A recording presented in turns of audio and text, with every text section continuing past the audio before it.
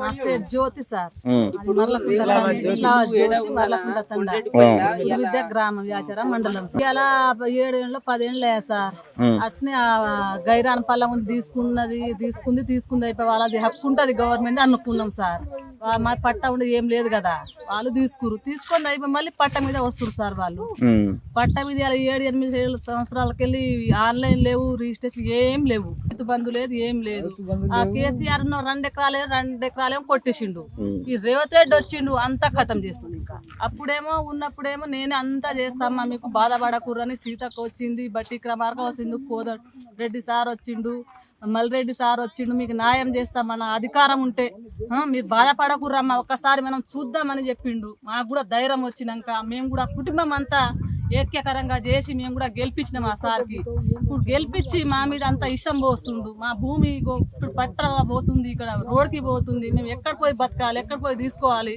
40 లక్షలు ఇస్తాం, 30 లక్షలు ఇస్తాను ఆర్డీఓ బెదిరింపుతుండు. కలెక్టర్ అక్కడ పోతే కలెక్టర్ కూడా మాకు బెదిరిస్తుండు.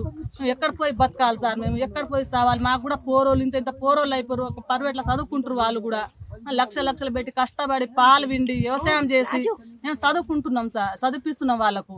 చదివి ఒక పిల్ల పెళ్లి చేద్దామంటే కోటి రూపాయల కట్నం అయిపోయింది. ఇప్పుడు వాళ్ళకి ఏం పెట్టి మేము పెళ్లి చేయాలి? తులం బంగారం 2 లక్షలు అయిపోయింది. వాళ్ళకి ఏం పెట్టి మేము పెళ్లి చేయాలి? వాళ్ళకి తెలుస్తలే, వాళ్ళ కడుపులో బిడ్డలు పుట్టలేరా, కొడుకులు పుట్టలేదా సార్? వాళ్ళు అర్థం చేసుకుంటలేరా? వీళ్ళ ఎన్ని సంవత్సరాలకి ఇంత బాధపడుతురని. ఒక అల్లుండికి లేదని కాలేలు మొక్కి ఇస్తే సార్ వాళ్ళు సావగొడుతురు. కొన్ని రోజులు వాళ్ళ అవసరం వాడుకొని సావగొడుతురు కట్నాల కింద. నిన్న మా బావ బిడ్డ చచ్చిపోయింది, ఇవాళ 2 ఏళ్ళే కట్నం కోసం చంపేసిర్రు. మేము కూడా మా పిల్లలు మా లోతు అయిపోయారు సార్. పెళ్లి చేద్దామంటే 1 రూపాయి లేదు. ఇన్ని సంవత్సరాలేమో పాలు విండో వ్యవసాయం చేసో చదివించినాం. ఇప్పుడు పెళ్లి చేయాలంటే ఎట్లా చేయాలి? ఆ రైతు బంధు ఏకున్నా మానే సార్. ఆ రైతు బంధు మేము బతలేం, కానీ మా ఆన్లైన్ మాకు ఎక్కియాలి సార్. మా భూమి జోలికి ఆయన రావద్దు. మేము కష్టపడి ముత్తాతలకు వెళ్ళి మా భూమి వచ్చింది. ఏ రెడ్డి అయినా అయ్యలే, ఒక ఎమ్మెల్యే అయినా అయ్యలే, ఆ రాజ్యం సోనియమ్మ అయ్యలే సార్, ఎవ్వరు ఇయ్యలే. ఆ రాజ్యానికి పేరు ఇసం పోయడానికి రేవంత్ రెడ్డి సార్ చేస్తుండు వాళ్ళ పేరు. కానీ ఏమి ఇచ్చిండు సార్? ఏమి ఇస్తలేడు. మాకు సావడానికి చేస్తుండు. మాకైతే ఈ భూమి అస్సలు తీసుకోవద్దు సార్. మేము అయితే ఇక్కడనే ఉంటాం. ఎంత ఆర్డీఓ రాని, కలెక్టర్ రాని, రాజకీయ నాయకులు రాని, ఒక్కోలైనా కూర్చుంటాం, 10 మందికి జమ చేస్తాం, ఫోన్ చేసుకొని జమ చేస్తాం. ఇక్కడనే ఉంటాం. జాబులు ఏం చేస్తలేం, ఏం డ్యూటీలు ఏం చేస్తలేం. ఒక్క మనిషి కూడా 10 మంది గూడుపు చేసి కారం పెట్టైనా రాళ్ళతోటైనా వాళ్ళ కార్లు పగలగొట్టైనా కూరలాడతాం సార్. ఎత్తైనా సిద్ధానికి ఉన్నామని గట్టిగా కూర్చుతున్నాం సార్ ఇప్పుడైతే మేము. కానీ ఇప్పుడైతే లొంగం. ఇన్ని రోజులు లొంగిర్రో చేసినామో, కానీ ఇప్పుడైతే లొంగం సార్. పిల్లలకి ఎట్లా చేయాలి మేము? మా కడుపులో 2 కొడుకులు పుట్టిరు సార్. వాళ్ళు ఎక్కడ పోయి బతారు సార్? వాళ్ళు ఎక్కడ పోయి? వాళ్ళకు ఫామ్ హౌజులు ఉన్నాయి, అంతున్నాయి, వాళ్ళకి లేదా సార్? మేము కూడా కష్టం పెట్టి కడుపులు అన్నం పెడుతున్నాం, ఇష్టం పెడతలేము కదా. మాకు కూడా ఏం ఫ్యాక్టరీలు లేవు కదా, ఏం కాలేజీలు లేవు కదా. 2 ఎకరాలు 3 ఎకరాలు ఉన్నాయి. దాని మీద కష్టపడి 2 మైళ్ళు గడ్డులు వేసుకున్నాం, 2 3 వరిసేను వేసుకున్నాం, జొన్న సేను వేసుకుంటున్నాం. మేమైతే ఒక్కడే తింటలేము కదా సార్. 100 మంది బతుర్రు.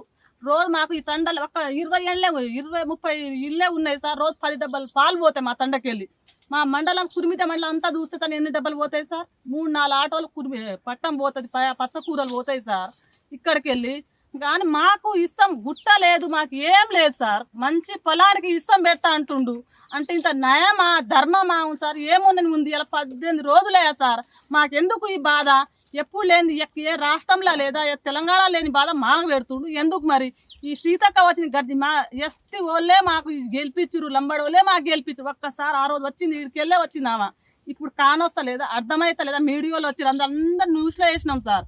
ఒక్కరోజైనా వచ్చి ఎందుకమ్మా ఇంత బాధ ఎందుకు? నేను ఉండా కదా ఈ రోజు లేదా సార్ నోట్ల మాట.